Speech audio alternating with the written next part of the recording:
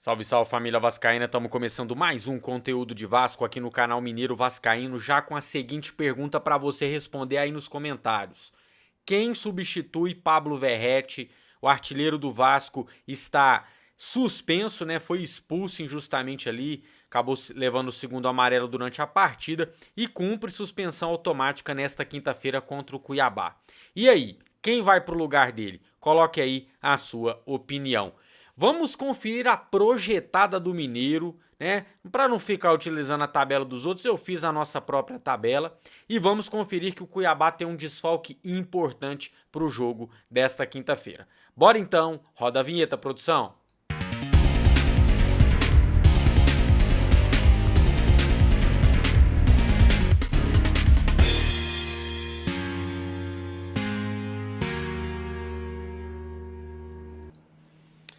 Pois é, o Pirata voltou a marcar, né? Ficou 4 jogos aí em jejum, acabou marcando contra o Goiás. Infelizmente não foi suficiente para a nossa vitória. Mas ele é desfalque certo, como sabemos, está suspenso. Verratti em 14 jogos no Campeonato Brasileiro marcou 8 gols e deu uma assistência. Com ele em campo, o Vasco tem 6 vitórias, 4 empates e também 4 derrotas. É impressionante os números que o Verratti vem entregando neste... Ainda é o início de trabalho, né? Ele tem só 14 jogos. Isso aqui, pô, não é nem metade de uma temporada completa.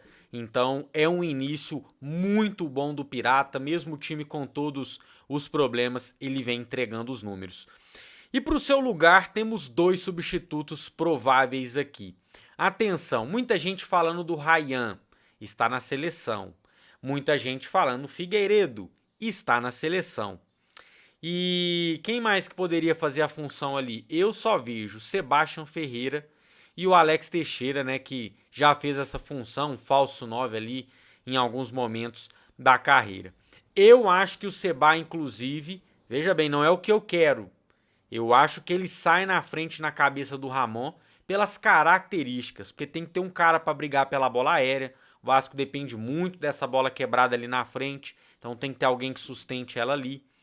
É questão de característica mesmo, fazer um pivô, trombar com o zagueiro, coisa que não é a característica do Teixeira, né? E como teremos aí a volta do Paulinho, pode ser que o Teixeira seja aproveitado numa das pontas, né? Gabriel Peck é a opção, Rossi segue de fora, então o ataque do Vasco ainda é dúvida para o jogo. Mas eu quero saber a sua opinião, já deixou aí? Coloca aí, Sebastião Ferreira ou Alex Teixeira e por que você escolhe esse para substituir. Eu vou te ser sincero, eu não tenho nenhuma convicção, falar é esse. O Sebastião é um grosso da bola, ainda não mostrou nada no Vasco. E o Alex Teixeira enfrenta uma fase ruim. Talvez o menos pior aqui, na minha visão, seja o Alex Teixeira. Mas sem a menor convicção, eu vou torcer para que quem entrar faça um bom jogo, porque a gente vai precisar e muito. Nosso próximo jogo é contra o Cuiabá nesta quinta-feira e olha só, o goleiro Walter recebeu o terceiro amarelo contra o Botafogo e desfalca o Cuiabá no confronto contra o Vasco.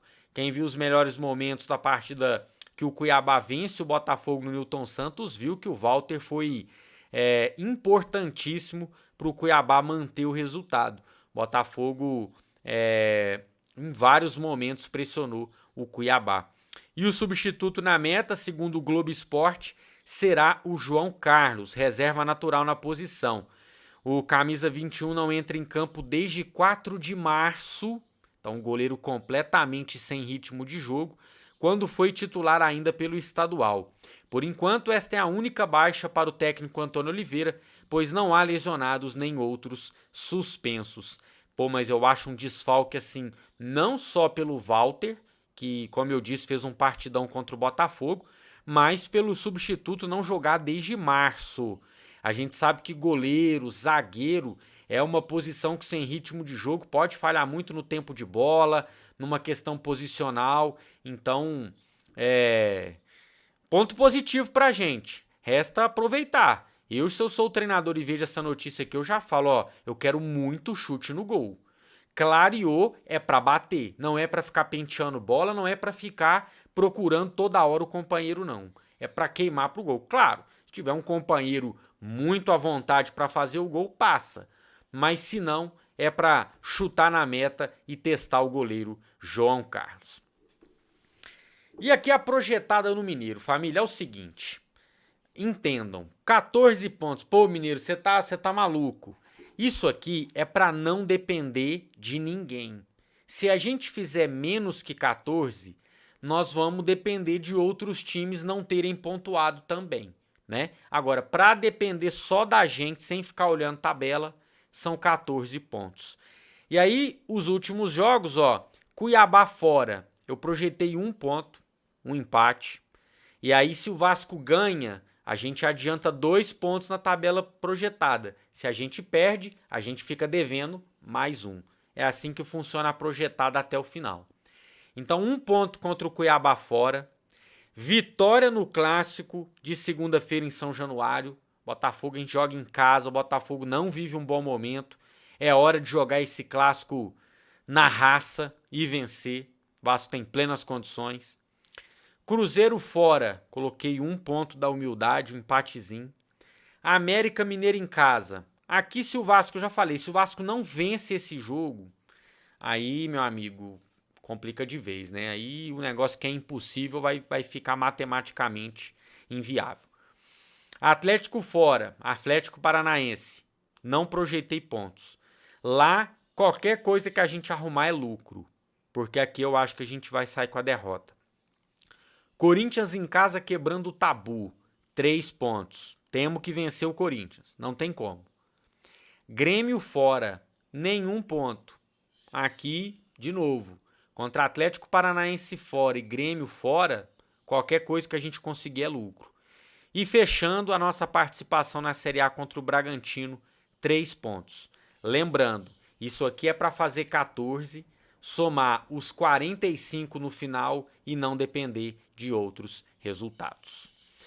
Desculpa, galera do bolão, esqueci de atualizar os de manhã, já está atualizado, tá aí na sua tela. Apenas 2 pessoas pontuaram nessa rodada, um deles foi o Ederson Porcino, que alcança ali, né, uma terceira posição, que na verdade é quarta, né, porque o Wagner Marquezinho e o Getro Silva dividem a liderança.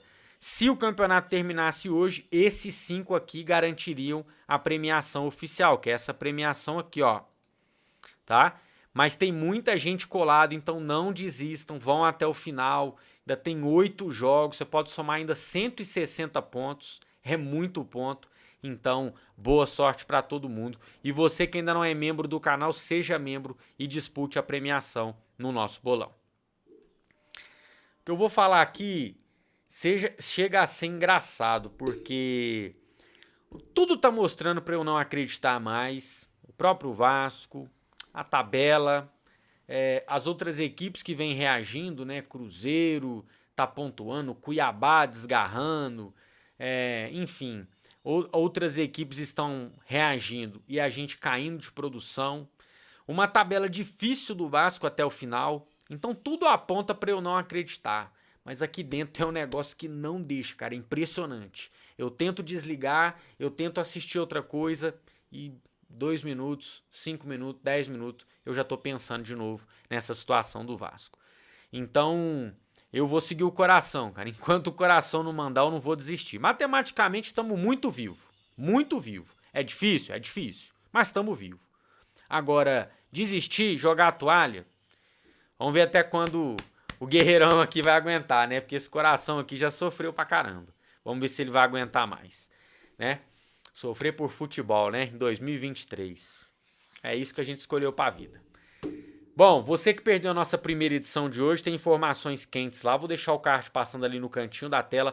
Só você clicar e conferir. Quem é Vasco, deixa o like. Quem é muito Vasco, se inscreve no nosso canal. A gente se vê a qualquer momento para mais informações do Gigante da Colina. E até lá.